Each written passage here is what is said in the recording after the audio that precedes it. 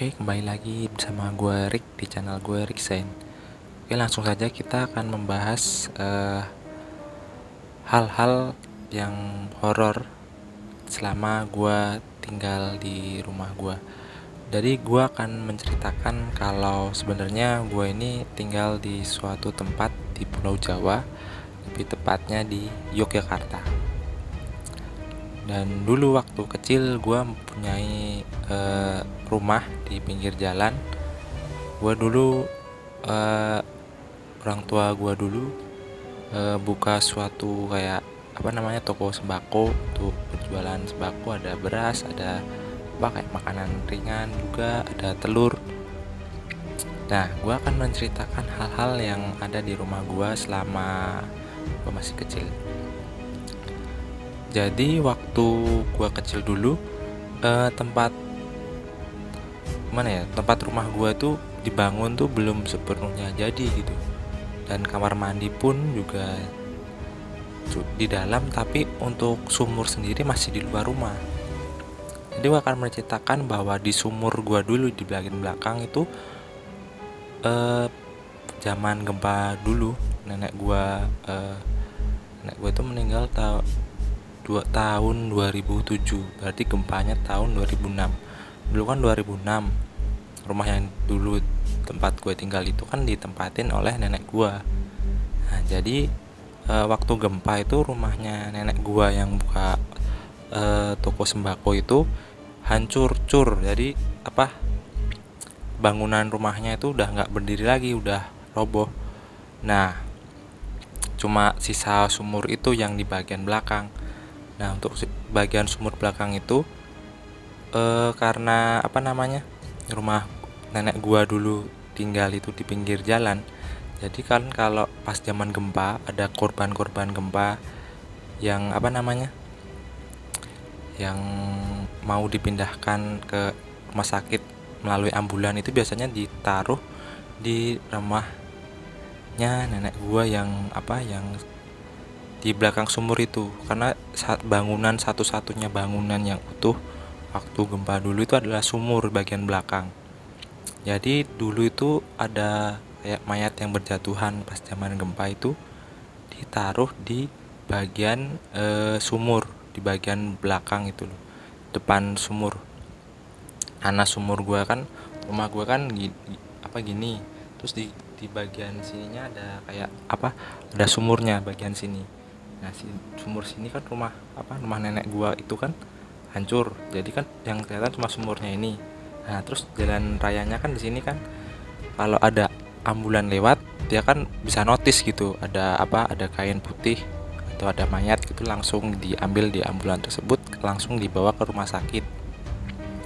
Nah, cerita horornya itu bermula ketika gua mau ke kamar mandi pas malam-malam. Jadi pas malam-malam tempat kamar mandi gua dulu di belakang deket sumur itu. Jadi gua pernah lihat sosok bayangan tinggi gede, dan gua notice kalau itu tuh makhluk itu tuh pasti badannya tinggi dan berbulu dan punya taring. Tapi gua dulu gak indigo ya, jadi gua cuma lihat bayangan sekelebatan aja. Menurut gua cuma lewat doang ya, paling cuma takut doang sih. Habis itu gue paling cuma waktu gue kecil dulu kan belum tahu hal-hal yang begitu kan, jadi gue nggak ada rasa takut sekalipun. Nah, terus yang kedua ini yang agak mengerikan. Waktu itu tengah malam gue bangun sekitar jam 2-an lah, belum ada jam 3. Gue bangun, gue itu denger ada suara pintu rumah gue itu diketok-ketok. Ngetok-ketoknya pertama kali itu pelan, kayak tok tok tok tok tok tok. Nah, ngetoknya itu pasti 3 kali. Gue nggak tahu kenapa itu ngetoknya itu pasti 3 kali.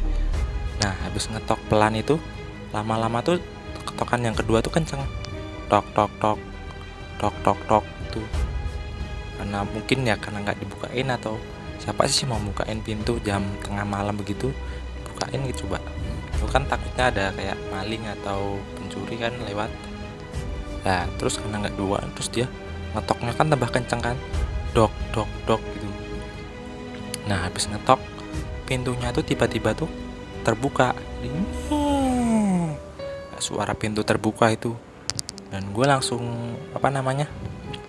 dan gue merinding, gue keringet dingin. Waktu kecil dulu gue takutnya tuh kayak ada pencuri atau maling ke rumah gue. Nah habis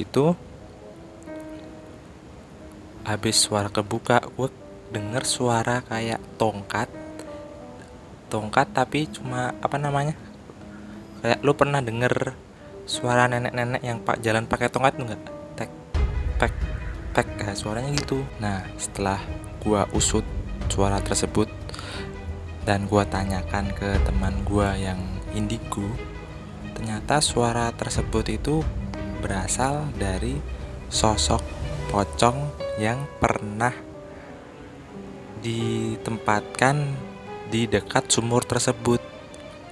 Gue jadi heran kenapa suara tongkat tersebut kayak suara tongkat ya, kayak tak tek, suaranya itu kayak ada tempo dan iramanya gitu. Ternyata adalah sosok pocong. Nah teman gue itu mengklarifikasi bahwa suara tersebut itu ditimbulkan karena adanya kayak benda-benda yang digerakkan gitu.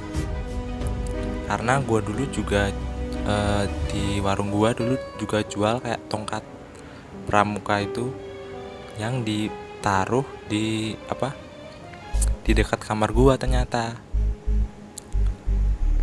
gue juga pernah nyoba untuk mainin suara tongkat anak pramuka itu begini, tok tok tok tok. Ternyata suaranya hampir sama kayak yang ada di suara yang gue dengerin tiap jam 2 tersebut. Dan gue sih percaya aja ya.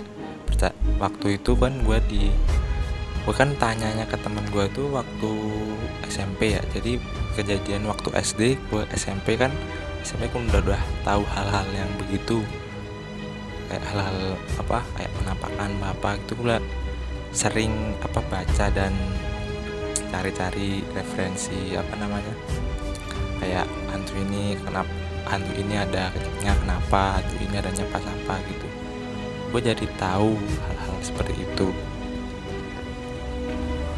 Nah sekian cerita horor dari gue, kurang lebihnya mohon maaf. Bila kalian menyukai video ini silahkan like. Jika kalian tidak menyukai video ini, kalian bisa dislike atau bisa tinggalkan komen aja. Untuk cerita-cerita yang lain kalian bisa membagikannya ke saya, kemudian akan saya bacakan. Kalian lewat email yang ada di deskripsi kalian bisa kirimkan dan saya akan membacakannya. Sekian dari saya dan terima kasih.